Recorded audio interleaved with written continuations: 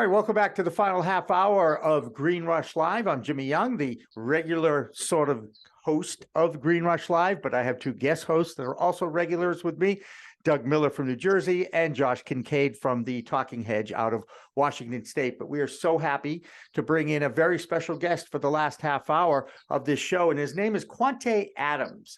And he spent a little time in the big house, as they say, and his story is quite compelling. Quawntay, welcome to the program. Welcome to Green Rush Live. And can you please tell us how your life, what is your cannabis story in a short time? Because I guess there's a movie coming out and you got a book coming out too.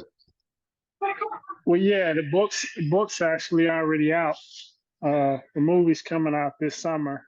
But my cannabis story is I was sentenced to 35 years in federal prison for attempting to possess cannabis. So whoa, hang on a second. I want to clarify that. I heard you say you were in jail, or you got sentenced to 35 years for attempting to possess. Yes, I never even had it. Attempting to possess. Yep. Sentenced to 35 years.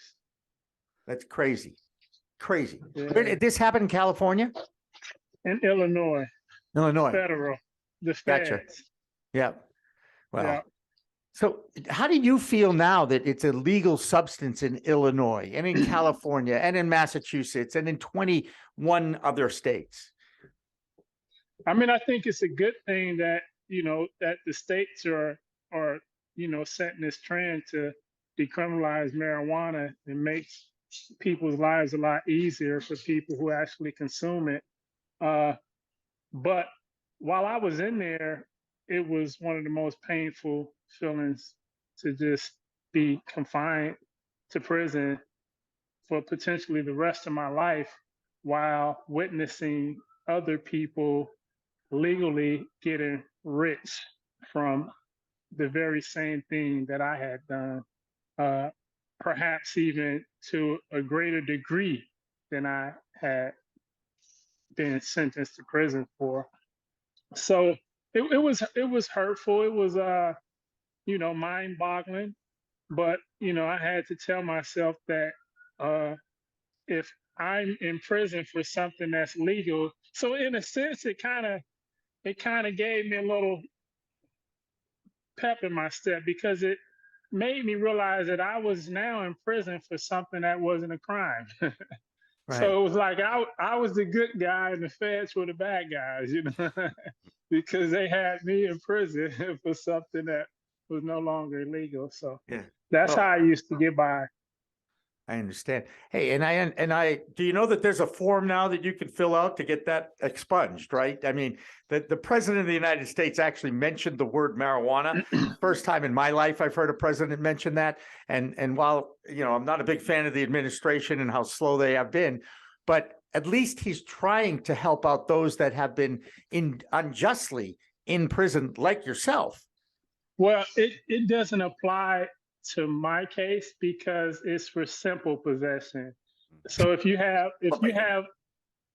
attempted to possess with intent to distribute, it doesn't apply. So if you have possession with intent to distribute, it doesn't apply.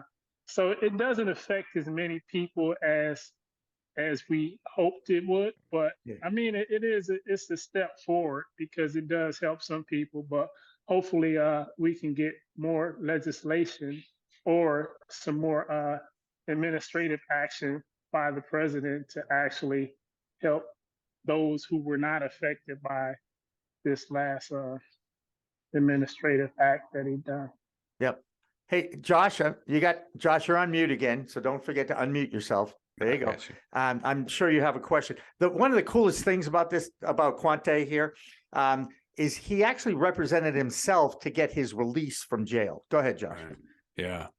Well, so I mean, we skipped over a big part. So before I ask you about, you're just diving in and learning and getting yourself out, I want to figure out how you got in, because 35 years is insane. There's murderers that have done less time than the time you did. Like you did 16 years or whatever. I've seen crazy things, like, so I need to fit. I need to understand. Intent to distribute gets you 35 years or something. Did you get set up? Like, what did they do to Yeah, get you for 35 years? reverse thing set up by the feds. I was going to purchase it, and they arrested me. Okay, And how was much a were you huge, going huge to volume. purchase? Yeah, obviously. It was a lot. It was Like a lot. over 10 pounds, Yeah. 20, Yeah, it was much more than that. 50 to 100. Okay. Yeah, but Okay, it was A okay. little intense. bit. I get it, but still, that's insane. So you get in there, and then how long until you're like, okay, my lawyer sucks? Because they do. Like, for example, I went to a college town, drove 6 hours in state of Washington, got there, and then this girl I was dating was like, here, hold my beer.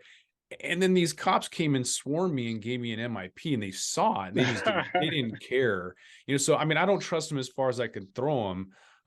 What made you? And so my point of that is, when I went to court, the attorney was getting laughed at. He didn't know what he was doing. I should have represented myself. That guy was a damn fool. When and how did you figure out that your attorney was a complete fool? So it's a long story, but I can try to explain. So initially, when I first got arrested, I started trying to escape from prison. That's the way that I planned to get out. I found out that I had a child on the way. My daughter was conceived 3 weeks before I was arrested. So I just, Wow. from that moment on, I just tried to escape every chance that I got. Had some successful ones and some famous escapes. But eventually, it was after I was in for approximately 16 years that I discovered a loophole and fired my attorney. Well, the attorney didn't believe in it. So I filed a motion with the court. The attorney said that it wasn't going to work. He didn't believe in it. So I fired my attorney, represented myself, and the judge agreed with me and let me out, gave me immediate release. That's amazing. What What were the absolutely- terms behind that? Can you explain like how you found the loophole, and maybe a little bit about what that was? Well, Because other people can learn from that. Or your Yeah, movie and book too can. Yeah, right now it's a common practice now in the federal system. It's under the compassionate release statute.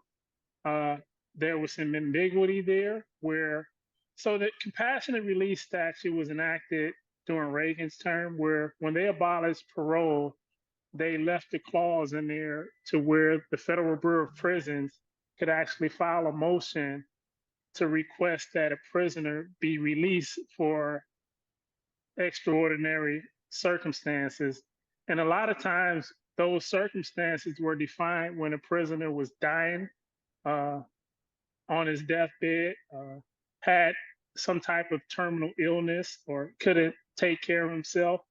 But the problem was that the Federal Bureau of Prisons was only filing approximately 12 of these motions for prisoners every year. And in each situation, the prisoner actually died within 6 months from being released. So in 2018, Congress amended this statute and said that the prisoner himself can file the motion to the court if the Federal Bureau of Prisons refused to do so. So with that said, it opened up the door for prisoners to go directly to the court. However, there was still some ambiguity there because the Sentencing Commission was delegated the task of defining what extraordinary and compelling reasons were. And at the time, during Trump's administration, there was no quorum. Most of the judges on the Sentencing Commission had retired. So the Sentencing Commission was behind Congress's act, which amended that statute. And so since there was no Sentencing Commission in place to define those extraordinary and compelling reasons, it was left for the judge to define it. And that was one of my arguments there, was that the judge had the authority to define what extraordinary and compelling reasons were. And in my case, the fact that marijuana was being decriminalized in most states was one of the reasons that I suggested she rely upon in reducing my sentence. And that amongst other things, like the fact that I had a teenage daughter who needed me, and I had created a bunch of curriculum and programs within inside of the prison to help rehabilitate other prisoners. And I had a movie coming out. I had published a book. So there was a lot of different things. And the judge agreed with me and granted the motion. Thank That's awesome. goodness for that, Judge. It gives me Yeah. some faith. It gives me a little faith in our judicial system. I Yeah. will say it's under the microscope now more than ever before. But I heard another horrible story again recently about our justice system, and I don't want to get into that. I want to focus on you, Quawntay, if you don't mind. You do have a book. You wrote a book. Yeah. And you said it's already out. Can you get it on Amazon? Yeah. What's it called? It's called Chasing Freedom, and you can actually get the book from my website. So the book idea came about because after I escaped the last time, the National Geographic Channel produced a documentary about that escape, and they aired it around the world. And I started receiving a bunch of mail from people who were touched by my story. They didn't agree with the lengthy sentence that I had.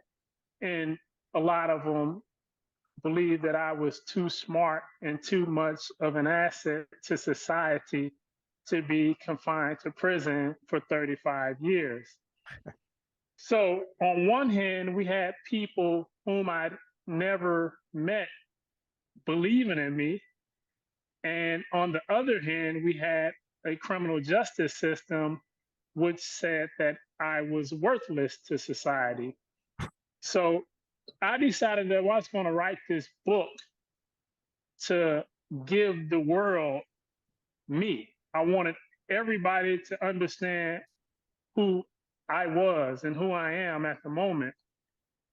And the way for me to do that was by to tell my story and to give people historical facts on how I actually grew up and things that made me the person that I was. And nobody's born evil. Nobody's born a drug dealer. Nobody's born a criminal.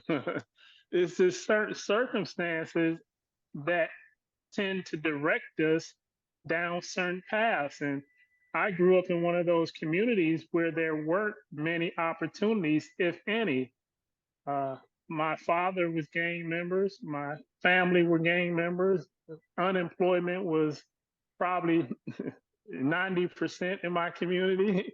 And so selling marijuana and drugs was one of the only ways that I saw for a young Black man to actually be financially successful. And that's how I began to sell drugs.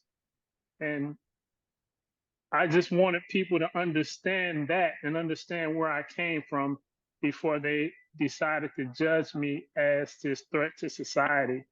And so I put everything on paper, self-published the book. And ironically, at the time that I was writing this book, I felt free. This is the freest I ever felt because I was being vulnerable. I opened myself up to the world. Before, you couldn't pay me to talk. You couldn't pay me to take a picture. You know what I'm saying? I was extremely introverted and I was extremely underground. I didn't want any type of publicity. And so after the National Geographic Channel did the documentary and I started receiving this little degree of fame or infamy, whatever you want to call it, I felt like I was compelled to just come out and let people know who I was. And I felt free. And so at that moment, I realized that I'd have been pursuing freedom the wrong way. I thought that money would free me. Being able to make money, move out of the projects, move out of the ghetto, do things for my family. I thought that was freedom. I thought that escaping from prison and being out to raise my daughter was freedom. But as I was writing this book, I realized that freedom is something you find within inside. And I found freedom in solitary confinement. And so I titled the book Chasing Freedom, D-U-M, because I'd have been pursuing it the wrong way. And I self-published that book when I was in prison. And to this day, I'm still selling that book on my website. And that book was optioned for feature film, which is the movie that'll be coming out this summer. It's fantastic. Well, and also, as I look at your bio and your story's incredible, and it's going to be a great movie. It's obviously going to be a great book because it's your life and your whole story. But it says here you run a nonprofit for at-risk kids. Tell us a little bit about that work. Yeah, I'm working with the ICANN Youth Foundation, and what our mission is to keep kids off of the streets and give them opportunity by mentorship and being involved in sports programs. I'm also the president of the Chasing Freedom Foundation, which also does somewhat of the same and also help get nonviolent prisoners, nonviolent drug offenders out of prison and help them reintegrate into society. Now you're doing God's work. You know that, right? Yeah, that's the purpose. That's fantastic. Doug, you got something for Quawntay? I'm sure you do. Yeah, I'm just intrigued by your story because that's fascinating. But the fact that you fired an attorney and then just went and represented yourself is just some ballsy things to do, because most people are like, the attorney tells you something and you're just like, all right, that's the way it goes. And you just kept on going at it Yeah. and figured it out. I mean, and to get the judge to actually agree with you, and that's a pretty, and just the timing of it all, like you said, the whole Trump administration was missing that panel, so they didn't have a choice. They had to go to the judge at that point. So you like, just the time, it's just an amazing story of just, but I mean, the fact that, I mean, they set you up and they gave you that much time for a plant that they legalized down the road is just absurd, and just shows you that our judicial system just has things wrong almost every time. Yeah, I concur with that. And everything happens for a reason. So it's all a blessing. Everything is meant to direct you where you're supposed to be in life. And what kind of before relationship? Oh, sorry, go ahead. before I was going down the wrong path. So I needed, this kind of helped me find my meaning and purpose in life. So I'm fortunate to have gone through it. Wow. And I I don't was know. going to ask, since you had that time away from your daughter, you were saying that's a lot of time. What kind of relationship? Because you have to really build a relationship. You were out of her life from a lot of her childhood. So Yeah, that's how probably did that that. transition? So out of everything that I've been through, escaping from a maximum security prison while confined to a cell with a camera in it, represent myself, get myself out of prison, getting out, raising millions of dollars to produce a star-studded movie. The most difficult thing I had to do was build that relationship with my daughter. Because you're talking about a 15-year-old girl who never spent a day with me. Yeah. And so, the hormones and the attitudes of a 15-year-old girl. And Doug, I you're have not full familiar with custody that of age, her. are you, Doug? I have a 13-year-old, so I know And exactly, and that's why I was kind of, I didn't know how old your daughter was, but that's why And I was I kind of warn asking. parents about the 15-year-old female year. It is the most challenging year of my It life. is. It is. And you just show up in her life all of a sudden, and now she's going to just take it all out on you because you were not there, and you kind of get it, but you try to, make up But for I it. mean, That's why. That's crazy. she definitely was crazy about me. She always loved me and was just wanted me. So when I got out, I got full custody of her. And so the challenge, though, was dealing with the trauma that she had been through while I was in prison. Right. And also, I had to learn how to be a little bit more sensitive and compassionate, because coming from prison, where you're in this masculine, hardcore environment where you're taught not to express any emotion other than anger, and where you're pretty much taught not to put up with anybody's sensitivity or bullshit. I don't want to hear no sensitive bullshit. But now I had to do 180-degree change coming straight out of prison, and to where I had to be more understanding, more compassionate. more sensitive, express more, of the tender emotions, things that I wasn't allowed to express in prison. So it was a big challenge, but definitely one that I conquered, and everything turned out well. I'm just amazed at your story in so many ways. I'm really, I usually do a lot more research on people that I talk to, but I had a feeling based on what Steve had shared with me about your story that I was like, oh my God, I just can't wait to talk to this guy. Can we go back to the fact you mentioned this now in a few times in our discussion here, the escape from prison. Okay. It wasn't your first attempt, you said, right? No. Yeah. So how did this, can you walk us through it? I mean, Yeah. I've watched Shawshank Redemption probably 5,000 times, right? Andy, going through all the crap in the sewer and all that. I mean, I don't think it was like that, but tell me how challenging this had to be for you. It was extremely challenging, but one thing I learned about life is that we as human beings, we are good at everything that we have to do. When we have to do something, when we need to do it, we'd be surprised how good we are. And at the time, that's all I thought about. From the moment I found out that I had a child on the way and that I was expected to spend the rest of my life in prison for marijuana, only thing I thought about was escaping. From the moment I woke up to the moment I went to sleep, and even in my dreams, everything was geared toward escaping from prison. So with that mindset, I picked up on everything. I observed how many footsteps a guard would have to take to get to the end of the hallway. I observed everybody's action. I listened to everything. I studied every building. I would count bricks, and I was size up everything. And so the more I did that, I think it started coming to me. Just it opened my mind up to different ways to execute an escape. So after a couple times and getting caught, the marshals transferred me to maximum security. They locked me in a cell 24 hours a day. And inside of the cell, they had a surveillance camera to watch me and make sure that I wouldn't try to escape again. But I managed to pull off what they considered to be one of the most ingenious prison breaks in United States history. And I got away.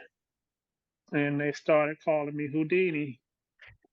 And and then, so actually, if you viewers all can go watch the documentary, it's on my website, because that's the National Geographic actually did a website, did the documentary about that.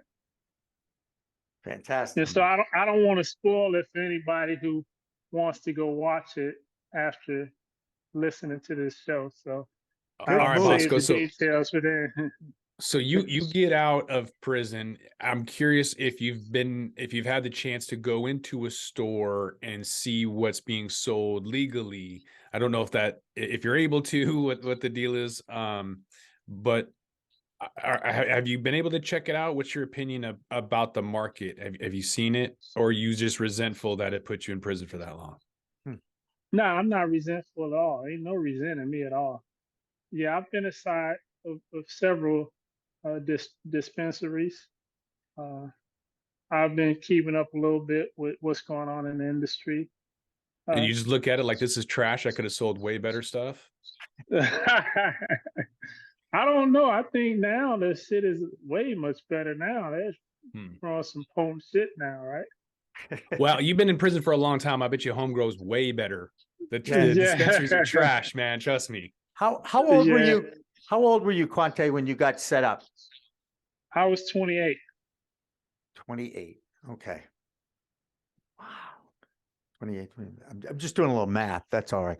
I got you. So I now know how old you are and everything. But what do you want? What do you want to accomplish now that you've accomplished so much? You've identified this humans humans are great when they have to do something, is one of the reasons why I have such respect for single mothers of children, because they have no choice, right? They have no choice. They have to do it, right? Yeah. And I'm amazed by that. I wrote that down. I just want you to know I'm using that as a quote for you, if that's okay. Yeah, yeah, for sure. And my thing now is just to get out here, share my story, and inspire people and teach people how to be resilient.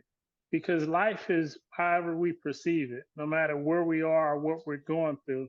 If we can just find ways to think positively and optimistically about our experiences, it creates positive vibration, which attracts more positivity.